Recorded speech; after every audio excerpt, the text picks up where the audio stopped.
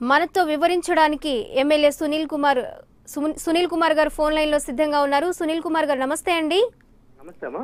మీ vote గల్లంతైనట్లు తెలుస్తోంది. అసలు ఏం జరిగింది సార్? మీరు ఫామ్ 7 అప్లై చేశారా? ఫామ్ 7 నేను యాక్చువల్గా అప్లై చేయలేదండి. నా సొంత మండలం ఐరాల్లో ఎంపైపల్లి గ్రామంలో నాకు ఇల్లు ఉంది. లాస్ట్ టైం కూడా ఎలక్షన్ అప్పుడు నేను అక్కడి నుంచి ఓటు హక్కును వినియోగించుకోవడం కూడా జరిగింది.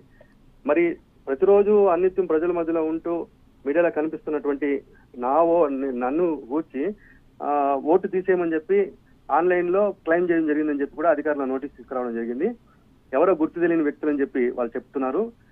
దీని మీద నేను అధికారులు నిలదీసినప్పుడు లేదు సార్, దీని మీద మేము ఆల్రెడీ కంప్లైంట్ రిసీవ్ చేసుకుంటున్నాము, దీని మీద శోధిస్తామని చెప్పి కూడా చెప్పడం జరుగుతుంది. కానీ నేనేమంటున్నానంటే ఒక ఎమ్మెల్యే ఓటుని తొలగించాలని చెప్పి సొంత పార్టీ వాళ్ళు కానీ సొంత మనిషి కానీ ఎవరు అనుకోరండి. కేవలం తెలుగుదేశం పార్టీ వాళ్ళు ఈ విధంగా ఎమ్మెల్యే ఓటుని మేము చేయగలుగుతాము అని ప్రజలకు ఒక భయభ్రాంతులు గురి చేయడం కోసం మాకు చేసిన ప్రయత్నమే భాగమే అని చెప్పి నేను అనుకుంటున్నాను.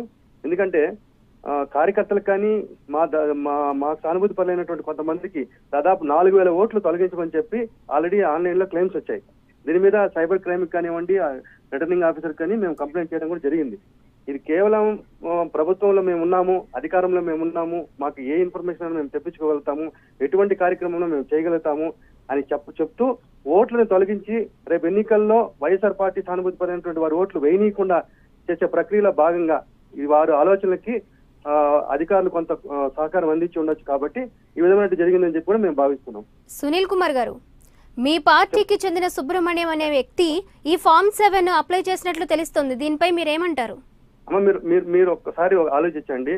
సొంత పార్టీ వాళ్ళు లేకపోతే సొంత గ్రామంలో వాళ్ళు ఎమ్మెల్యే ఉంటూ గ్రామంలో మేము తొలగిస్తామని చెప్పి ఎలా పెడుతున్నారు?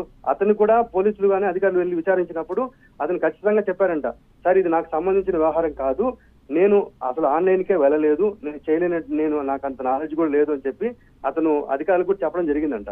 మరి అతని పేరుతో ఎవరైతే అప్లై చేశారో వాళ్ళని కనుక్కోవాల్సిన బాధ్యత పోలీసులది, సైబర్ క్రైమ్ వాళ్ళదండి. సో నేను కూడా రిటర్నింగ్ ఆఫీసర్కి ఒక కంప్లైంట్ ఇచ్చాను దీని మీద కనుక్కోమని చెప్పి.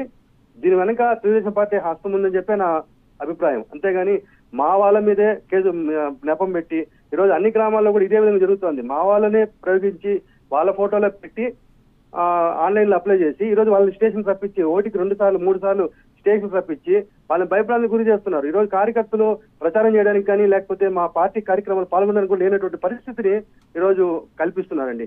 ఈరోజు ఎంతసేపు స్టేషన్ పోవాల్సి వస్తుంది. రాత్రి కూడా ఫోన్ చేస్తారు, సిఐ గారు పిలుస్తున్నారండి, ఇప్పుడు 3 సార్లు పిలిచారు మమ్మల్ని అని చెప్పని. నా ఒక్కరి మీదే కాదు జరుగుతున్నది, ఇది కార్యకర్తల మీద కూడా పెడతారు. అన్ని పంచాయతీల్లో 30-40 ఓట్లు తొలగించమని చెప్పి మా వాళ్ళ ఫోటోలో పెట్టి పంపించున్నారండి. ఇది తెలుగుదేశం పార్టీ కుట్ర అండి ఇది. ఓకే, ఓటు గల్లంతైతే వైసీపీనే అడగండి అని ఒకవైపు టీడీపీ ఆరోపిస్తోంది. దీనిపై మీరేమంటారు? ఓటు గల్లంతైతే వైసీపీని అడగని చెప్పని మేము ఎలా వాళ్ళు చెప్పినంత మాత్రాన మేమేమంటున్నామంటే ఈరోజు అధికారం మీ చేతిలో ఉంది, దానికి కావాల్సిన ఇన్ఫర్మేషన్ ఐటీ గ్రిడ్ నుంచి లోకేష్ గారు తెచ్చుకున్నారని చెప్పి వార్తలు వస్తున్నాయి. మరి అటువంటి పరిస్థితుల్లో మా ఓట్లు మేము ఎందుకు తొలగించుకుంటాము? ఇది కేవలం తెలుగుదేశం పార్టీ వాళ్ళకు ఉండే అవకాశం ఉంటుంది తప్ప ఎవరు కూడా తన సొంత కన్ను తను పొడుచుకోలేడు కదా. ఈరోజు మా పార్టీ వాళ్ళకి సంబంధించిన ఓట్లు తొలగిస్తున్నారని మేము చెప్తుంటే తిరిగి నెపం మా మీద వేస్తున్నారు. ఏదో గుడ్డగాల్చి మొహం మీద వేస్తాను, మీరు తుడుచుకోండి అనే టైప్ లో మాట్లాడుతున్నారు చంద్రబాబు నాయుడు గారు. ఇది తప్పండి. ఇది వాళ్ళు చేస్తున్న ప్రక్రియ. ఇది వాళ్ళు చేస్తున్న దాన్ని మా మీద నెట్టి ప్రజలను అయోమయంలో గురి చేయాలనే ఉద్దేశమే వారిది.